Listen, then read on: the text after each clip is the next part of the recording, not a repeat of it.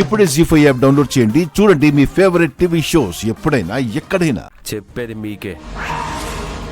కష్టపడి ఇక్కడి వరకు వచ్చినందుకు thank you so much. But మీకు లోపలికి వెళ్ళలేదు. మీరు వెళ్ళొచ్చు. ఏంటి రాకేష్ ఇది? పెళ్లికొచ్చిన వాళ్ళని సంతోషంగా రిసీవ్ చేసుకోవాలే కానీ ఇలా ఎవరైనా మేనస్ లేకుండా మాట్లాడతారా చెప్పు?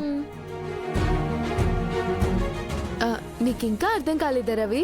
మనం పెళ్లికి అటెండ్ అయితే ఏం జరుగుతుందో ఏమో అని భయం. నేను ముందే చెప్పా కదా నీకు, వాళ్ళు భయపడతారు, మనల్ని రానివ్వరు అని. చూసావా, అలానే జరిగింది. మా నాన్నంటే వీళ్ళకి భయం అని తెలుసు కానీ మరీ ఇంత భయం అని అనుకోలేదు. నేనెవరికి భయపడను. నిజమే, అది నీ ప్రవర్తనలోనే తెలుస్తుంది. పద రవి, మనం వెళ్ళిపోదాం. మనం ఇక్కడ ఉండే కొద్దీ వీళ్ళకి టెన్షన్ తో బీపీ పెరిగిపోయేలా ఉంది. నమస్తే శర్మ గారు. నమస్తే. పాపం అసలే శర్మ గారిది ముసలి ప్రాణం కదా, ఉన్న పళ్ళంగా పందిట్లో పోతే పెళ్లి లాగిపోయినా ఆగిపోతాయి. చూడమ్మా, నాదంత బలహీనమైన గుండెకాయ కాదమ్మా. ఆ దేవుడే దిగు వచ్చినా ఈ పెళ్లి లాగావు. కానీ శంకర్ గారు వస్తే ఆగిపోతాయి. అదే అదే కదా మీ భయం? నెవర్. 100 మంది శంకర్లు వచ్చినా సరే ఈ పెళ్లిళ్ళు ఆగవు. మరి ఒక్క ఆర్యవర్ధన్ వస్తే అదే కదా మీ భయం. మీకు అర్థం కానిదేంటంటే శంకర్ ఒక్కరే 1,00,000 మంది సైన్యంతో సమానం. మీరు ఎదుర్కోలేదనే కదా మీ భయం. చాలా ఆపండి. ఇక్కడ శంకర్కి భయపడే వాళ్ళు ఎవ్వరూ లేరు. మీరు లోపలికి వెళ్ళండి. ఎవరు చేంజ్ చేస్తారో నేను చూస్తాను. తొందరపడక రాకేష్, నిన్ను దెబ్బ కొట్టాలనే వీళ్ళు ఇలా మాట్లాడుతున్నారు.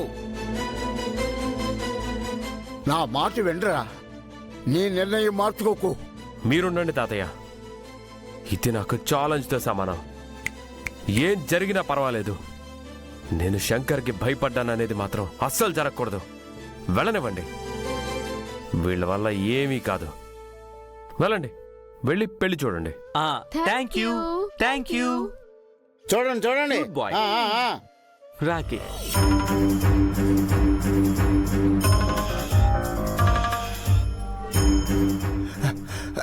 రాకేష్, నువ్వు తప్పు చేసావు. ఏం కాదులే తాతయ్య, ఇక్కడందరూ మన వాళ్లే ఉన్నారు, చూసుకుంటారు. ఆహా, మా రాకేష్ కండల వీరుడు, చూసుకుంటాడు. నువ్వేనా చెప్పి చావచ్చుగా, ఎందుకు కామ్గా ఉన్నావు? ఇంకేం చేయమంటారండి? మా తాతయ్య గ్రేటు, మా తాతయ్య తురుము, మా తాతయ్య సుత్తి అంటూ మిమ్మల్నే పొగుడుతూ మీ మాట వింటలేదు, ఇంకా నా మాట వింటాడు. అయినా నేను చెప్పే పరిస్థితిలో లేనులే. ఏ ఎందుకు? ఎందుకంటే వీడియో ఉందని. ఏ వీడియో? పెళ్లి వీడియో అండి. పెళ్లి వీడియో తీయడానికి ఫోటోగ్రాఫర్ని పిలిపించాను. నేను అసలు టెన్షన్ లో ఉన్నాను. మీరు ప్రశ్నల మీద ప్రశ్నలు వేయకండి. వెళ్ళండి, వెళ్ళండి.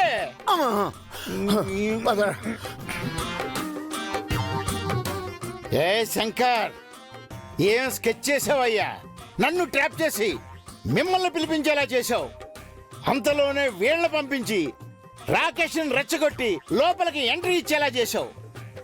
ఎక్కడికక్కడ ఎంత పద్ధతిగా, ఎంత ప్లానింగ్ తో స్కెచ్ చేసావు. నీ తెలివితేటలు తగలయ్యా. హే సంధ్య, ఇంతకు ముందు వరకు కూడా పెళ్లి గురించి టెన్షన్ పడుతున్నావు కదా, ఇప్పుడేంటి పాటలు పాడుతూ సంతోషంగా గెంతులేస్తున్నావు? ఏముంది, అక్కి రవి మండపానికి వచ్చేసారు. వాళ్ళొచ్చారంటే మన బావగారు ఏదో ప్లాన్ చేసే ఉంటారు. అంటే మరి కాసేపట్లో అందరూ మండపానికి వస్తారన్నమాట. అందుకే శంకర్ గారే తన మెడలో తాళి కడతారని అక్క ఏ కాన్ఫిడెన్స్ తో అయితే ఉందో, చిన్నోడితో నా పెళ్ళవుతుందని నేను కూడా అదే కాన్ఫిడెన్స్ తో ఉన్నా. ఎంత స్వార్థపర్రాలు వైపేవే నువ్వు. అక్క అంటే శంకర్ గారినే పెళ్లి చేసుకోవాలి, వాళ్ళ బంధం వేరు. కనీసం నువ్వైనా బాబాయ్ గురించి ఆలోచించవా? పాపం బాబాయ్ ఎంత బాధపడతారు.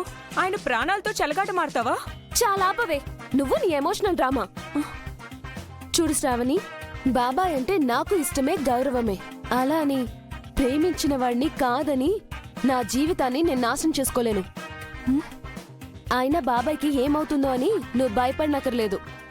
మన బావగారు అందరినీ ఒప్పించి అందరి సమక్షంలో మన పెళ్లిళ్ళు జరిగేలా చేస్తారు. ఆ నమ్మకం నాకుంది. ఆయనే గనక తలుచుకుంటే మనల్ని తీసుకెళ్లిపోయి వాళ్ళ తమ్ముళ్లతో పెళ్లి చేయటం ఎంతసేపు చెప్పు.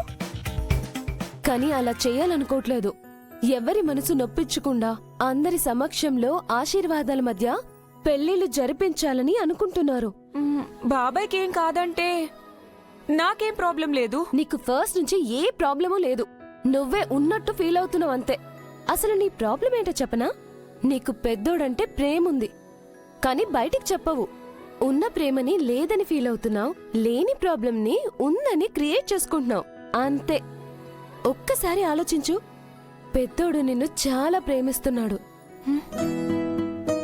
నువ్వు కోప్పడినా ద్వేషించినా చివరికి నువ్వు ప్రేమిస్తున్నట్లు నటించినా సరే ప్రతిదీ యాక్సెప్ట్ చేస్తాడు.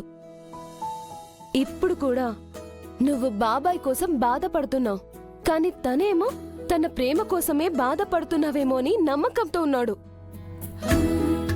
ఇప్పుడు నువ్వు ఒప్పుకున్నా ఒప్పుకోకపోయినా నువ్వు ఒప్పుకునేంత వరకు ఎదురు చూస్తూనే ఉంటాడు. ఇదంతా నిన్ను ఇంప్రెస్ చేయడం కోసం చెప్పడం లేదు. నిన్ను ప్రాణంగా ప్రేమిస్తున్నవాణ్ణి నువ్వు దూరం చేసుకోకూడదని, నువ్వు సంతోషంగా ఉండాలని చెప్తున్నాను. సరేలే, రాకేష్ ఇంత సెక్యూరిటీ పెట్టాడు కదా, మరి ఇవన్నీ దాటుకొని బావగారు ఎలా వస్తారు? అక్కడున్నది శంకర్ గారు. మన బావగారి ప్లానింగ్ మామూలుగా ఉండదు. నువ్వే చూడు ఎలా వస్తారో. మీరేంటయ్యా మేళతాళాలు లేకుండా ఊపుకుంటూ వచ్చారు? మీరు అవన్నీ తీసుకొస్తే నేను వాటిని వేరే వాళ్ళకి ఇవ్వాలి. అవన్నీ తీసుకుని వాళ్ళు లోపలికి వస్తారు. రేవంత్ అప్సెట్ చేశారు కదా. మా వాయిద్యాల్ని వాళ్ళు ఎవరో తీసుకున్నారు సార్. ఎవరు తీసుకున్నారు? అరుగో వాళ్ళే. ఆ?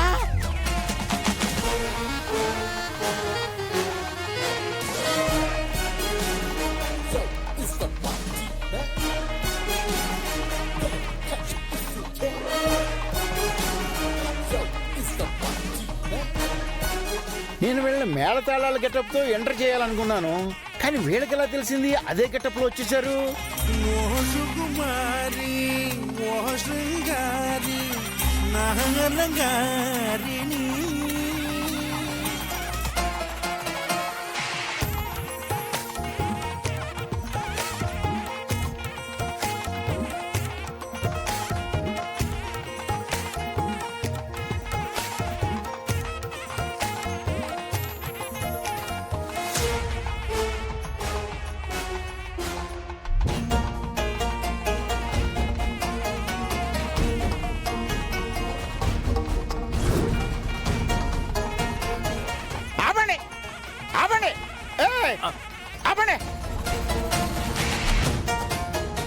జీ5 యాప్ డౌన్లోడ్ చేసి అన్ని ఎపిసోడ్స్ పూర్తి ఉచితంగా చూడండి.